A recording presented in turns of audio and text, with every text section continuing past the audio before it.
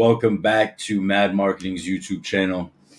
Today, I'm going to be discussing email analytics that you should be paying attention to if you're running email marketing for your business.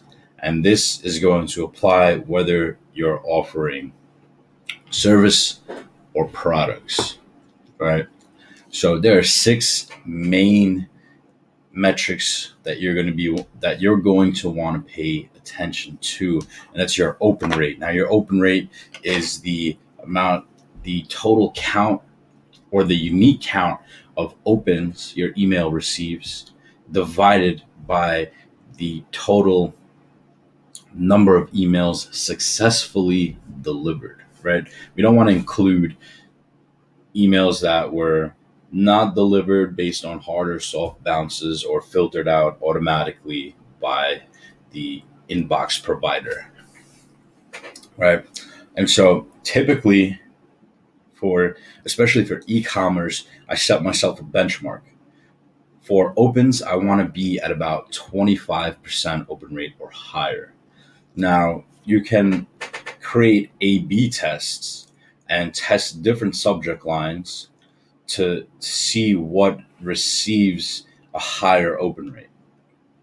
A/B testing your language is something that's very interesting, and I've actually come to learn based off of my own experience that it's better to start categorizing what kind of language you're using, what kind of language you're A/B testing, right?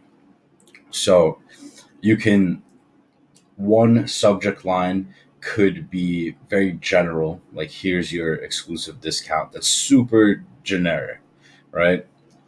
But then you can also have subject lines that are more geared to sound like the customer, right? And so those are things that are important to pay attention to, because if you continue to send campaigns and campaigns and campaigns, and you're constantly testing subject lines, but you're not labeling your subject lines and fitting them into specific categories, then you'll be stuck on this testing basis nonstop forever. And it's good to be testing, but the ultimate goal of testing, in my opinion, is to move your language, your copywriting closer and closer to that of which really hits a chord with your audience.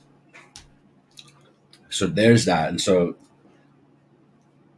it goes a lot deeper. I'm not going to get into that this video, but moving on, the next thing that you're going to want to pay attention to is your click-through rate. So your click-through rate, the formula is the unique number of clicks divided by the unique number of opens times 100. That's going to give you your click-through rate as a percentage. So again, for me, I aim to have a click-through rate, a minimum of 5%. Again, with your click-through rate, depending on the email marketing platform that you're using, you should be able to A/B test your email design, right? And so there are a number of things that you could be testing. You could be testing the copy in your call to action button. You can be testing the color of your call to action button. You can be testing different images, right? I recommend test one thing at a time. This will allow you to know and be more certain of what is actually working and what is actually not working, right? Super important to do that. And if you have automated email flows, this is super helpful for you, A/B testing your emails, because as people continue to move through these emails, and these are emails that you're going to be using ongoing. So it's not a one-off campaign.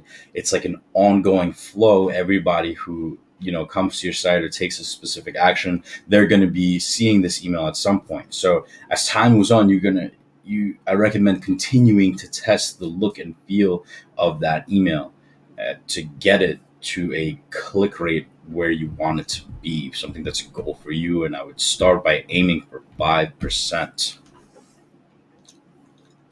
Next is your conversion rate. At the end of the day, the goal of all marketing is to get sales, to earn revenue. So your conversion rate is the number of transactions divided by your successful deliveries times 100. That's going to give you your conversion rate in percentage form. You want to make sure that your conversion rate is going up. So this is a difficult one. You can't really test it. There's no testing here. But going based off the metrics that we've previously discussed, your open rate and your click rate, you can get an idea for the relevance of your emails, for the relevance of your content, right? And you're going to want to test off of that. And then as you continue to test that, more people are going to be opening your emails, more people are going to be clicking a link in your email to get to your website. And so what you would expect to see is greater click-through rates. Also make sure you're cleaning your list out. You're having a unhealthy list, and that consists of a lot of unengaged people who historically don't engage with your emails, will have all of your important metrics will showcase being lesser than what they should be. So that's a super important part. Make sure you clean out your list. If people don't want to hear what you have to say, then they don't deserve to hear what you have to say, and you need to accept that. Yeah, your subscriber list might have less subscribers in it, but those subscribers will support you and they will engage with you. Those are the people you want to keep around, not the people who don't really care what you have to say. If they don't care, then you don't care, right? It's a kind of a tough mindset, but it is something that you would need to adapt, especially when it comes to maintaining and cleaning out your subscriber list.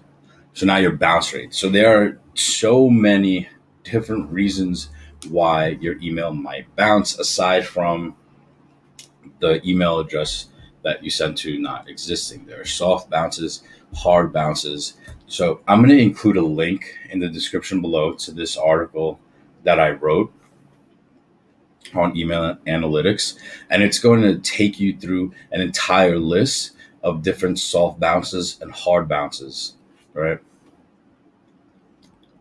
Now your unsubscribe rate is the number of unsubscribed people divided by your successfully delivered emails times 100 will give you your unsubscribe rate as a percentage. And so people who unsubscribe, it's fine, it's expected, and you can expect people to actually unsubscribe from your email list or your newsletter with every email that you send. This is normal, and this is great because they're doing the work for you when it comes to cleaning out your list and maintaining your list. However, if you start noticing that you have an unsubscribe rate of 1% or higher with whatever campaign you send, now you have a problem, right? Now it seems that you have extremely unengaged people. Not even, I wouldn't even say unengaged. They're engaged enough that they're actually going and they're opening your email. So whatever it is that you sent them, there's a chance that they want to see it, right?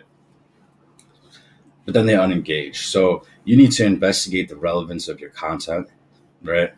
You need to, and then there's another reason why they're opening it. You need to review how often people are receiving emails from you. You ever sign up to a place? I'll give you an example, Wayfair, right? So Wayfair, for example, if you ever sign up to their newsletter, you will look at your inbox and it's nothing but Wayfair. They're annoying. I'm not saying that their email, whoever runs their emails, doesn't know what they're doing, or doesn't have certain segmentations up, to really spread things out. I don't know how they're doing it on the inside, that team, but I actually like the design of their emails. So I subscribe to them for some time to really get a look and feel for what they're doing and seeing what kind of different ideas I could take from them and use for my clients. But the frequency at which they were sending was just unbelievable. And I let it run for a while because I just wanted to see what they have to say, what they're sending. But like, what, it was ridiculous. It was so overwhelming. They overwhelm your inbox. So that's another thing that you want to do. Do not overwhelm people's inboxes. You know, it's like the needy guy who's just always there. He's just always there.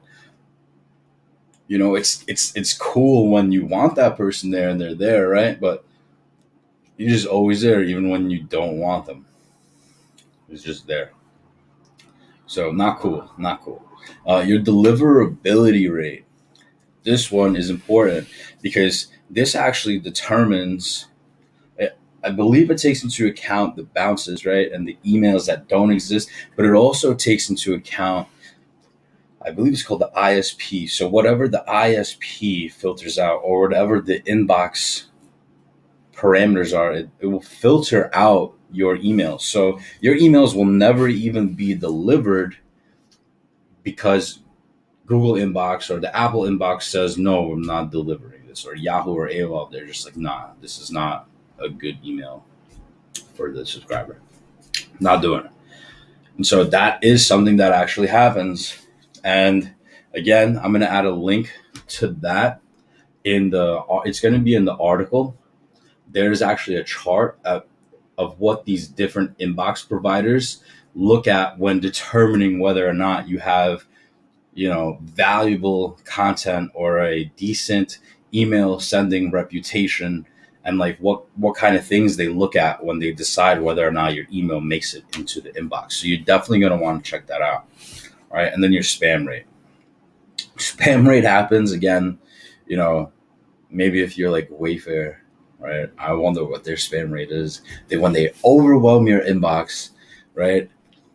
You can avoid your spam rate by sending relevant content, right? And what's going to help you send relevant content is by actually segmenting your email subscribers and like trying to get your emails to strike a chord with people. And so what I mean by segmenting is taking all your subscribers and finding the homogenous things about them and then separating them based on that. So simple thing is like, you have 1,000 subscribers, 500 are female, 500 are male. So that means 500 people have something. There's something homogenous about them. They're female, right? So you can segment them out, and then when you actually create your email, target it more towards them. Use feminine language, right?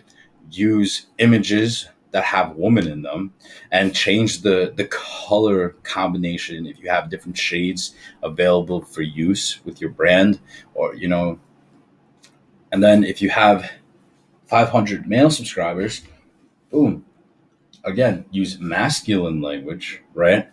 And then change up the pictures also. You can change the pictures that are in your email to strike a chord that's more relevant to them. And that's something that's so simple. However, people aren't doing things like this.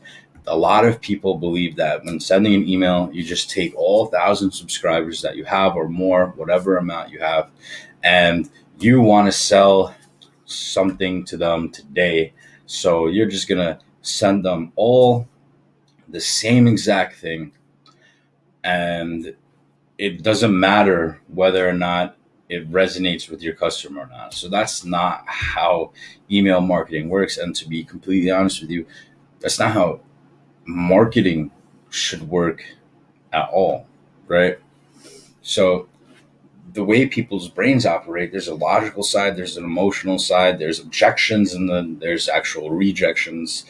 When someone is completely rejecting, right, which doesn't happen as much as you think,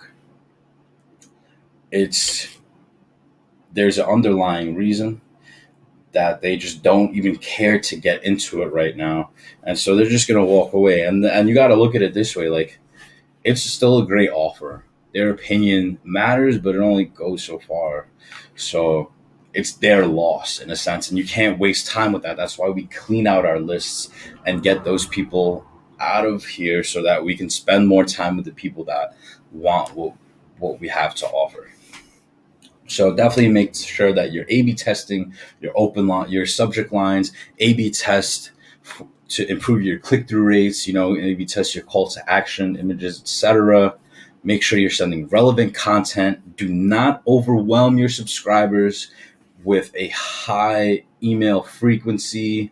Make sure you clean out your list at least monthly. Get people out of there who aren't engaging with you, who don't care what you have to say. We don't want to waste any time with them. And I hope you guys found the value in this video.